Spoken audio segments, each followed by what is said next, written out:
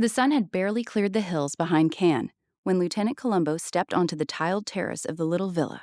He wore the same rumpled raincoat he had carried from Los Angeles, though the morning already promised heat. His wife, Rose, hummed in the kitchen, while the basset hound, Dog, sprawled across the warm stones like a discarded rug. For the first time in 30 years, Columbo had no badge, no pager, and no murder waiting on his desk. The quiet felt almost suspicious. He sipped his coffee, black and strong the way he liked it, and watched the Mediterranean glitter beyond the cypress trees. Retirement, he had decided, suited him. The days drifted between long walks along the Cap, afternoon naps, and the occasional game of boules with the retired grocer down the lane. Rose had taken up watercolors. Dog had taken up sleeping in new and creative places. Nothing much happened, and that was the entire point. The telephone rang just after 9. Columbo looked at it as if the instrument had personally betrayed him. Rose wiped her hands on a dish towel and answered. A moment later, she held the receiver out with a small smile. "For you, dear. It's Inspector Duval."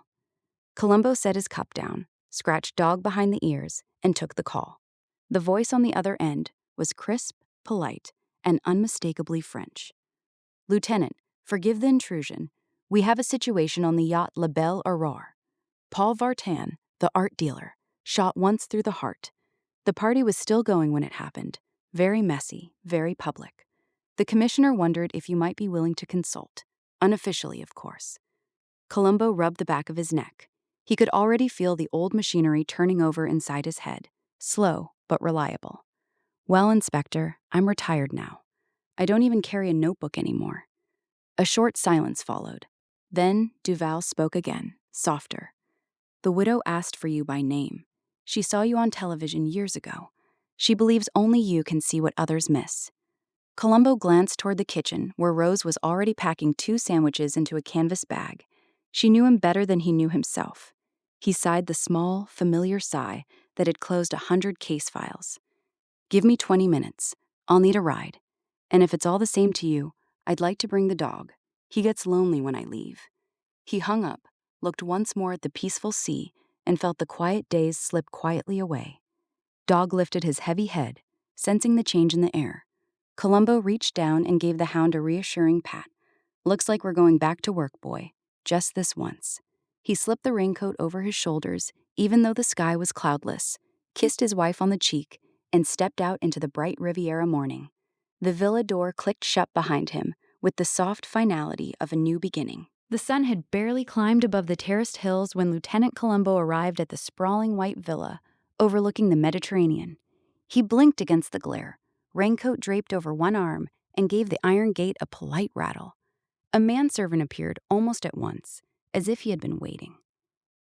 "Mrs. Duval is expecting you, sir, and Monsieur Lambert." Columbo nodded gratefully and followed the man along a path lined with lemon trees. The air smelled of salt and warm stone.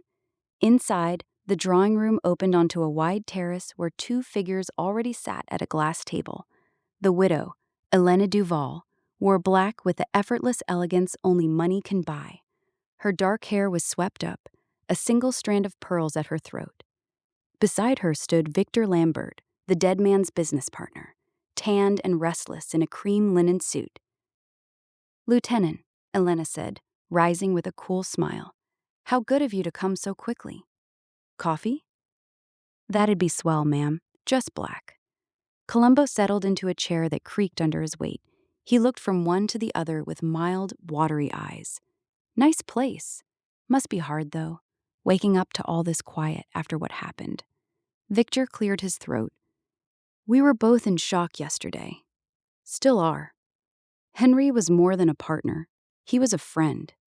Columbo took the coffee, sipped, and set the cup down with exaggerated care. "Funny thing about friends. Sometimes they keep secrets even from each other. Take that painting in the study, the little Cézanne, or the one that's supposed to be a Cézanne. My wife's cousin paints a little. Not like that, of course. But she says the brushwork on your picture doesn't match the catalog." Elena's fingers tightened around her own cup. "The authentication papers are in the safe. Everything was above board." "Papers can be printed anywhere," Columbo said gently. He turned to Victor. You flew back from Paris the night it happened, right? Midnight flight.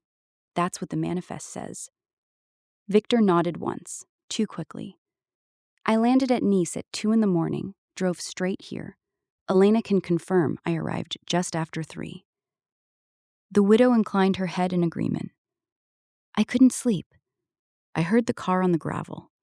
Columbo scratched the side of his nose. That's real helpful. Only the security camera at the gate shows a different car. Same make, sure, but the license plate's been doctored. Little piece of tape over the last number. Clever, but the tape left glue. Forensics picked it up this morning.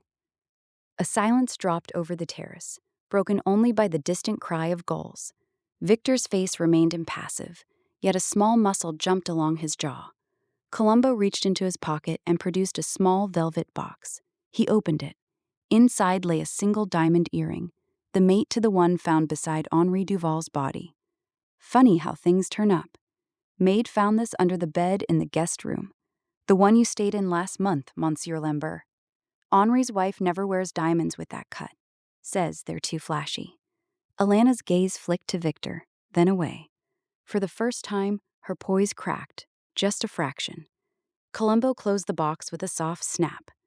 I guess what I'm wondering is why a man who claims he was in Paris would leave behind an earring that matches the one clutched in his dead partner's hand. And why a forged painting suddenly becomes very important the same week that partner decides to audit the books. He leaned back, raincoat slipping off his lap, onto the tiles.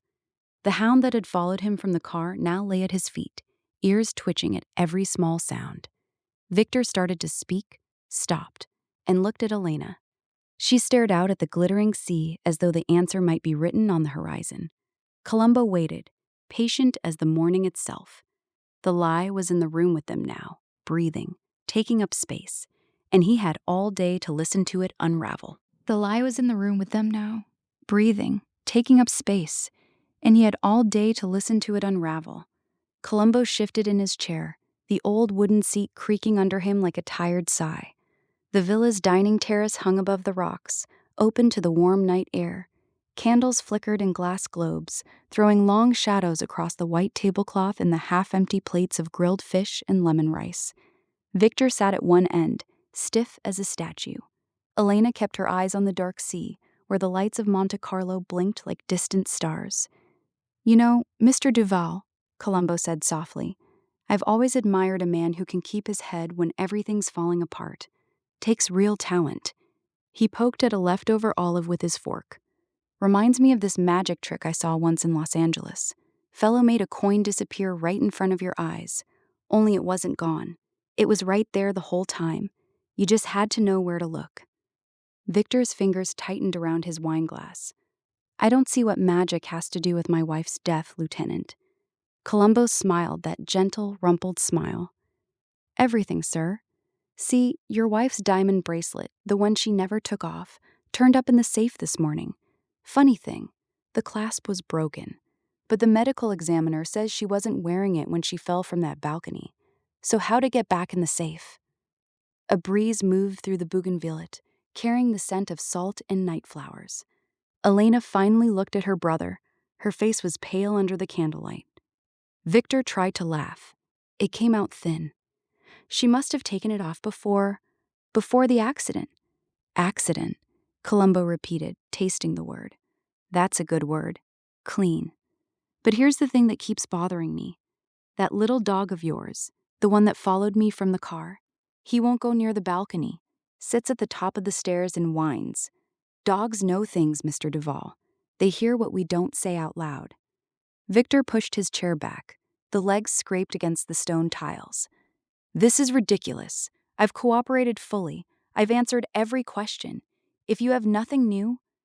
I do, actually. Columbo reached into his crumpled coat and pulled out a small plastic bag. Inside was a single pearl earring, its post bent at a sharp angle. Found this caught in the railing. Your wife's. The matching one was still in her ear when they brought her up from the rocks. Now, how does an earring get torn out like that during a simple fall? The silence stretched. Somewhere below, waves slapped against the cliffs in steady rhythm. Victor's shoulders sagged. The overconfidence that had armored him all week cracked open. He looked at Elena, then at the lieutenant, and something in his face simply gave way. "I pushed her," he said. The words fell flat onto the tablecloth. "She was going to leave me, take everything, the houses, the money, the paintings. She laughed at me, Columbo. Laughed." I grabbed her arm, the bracelet snapped. She tried to pull away and I pushed. Elena covered her mouth with both hands. The candle flames danced wildly for a moment, then steadied. Columbo nodded slowly, almost kindly. "Thank you, sir. That's what I needed to hear." He looked up at the vast Mediterranean sky, the stars bright and indifferent overhead. The little dog at his feet let out a soft sigh and rested its head on the lieutenant's shoe. The night air felt suddenly lighter, as if the lie had finally been carried out to sea on the evening breeze.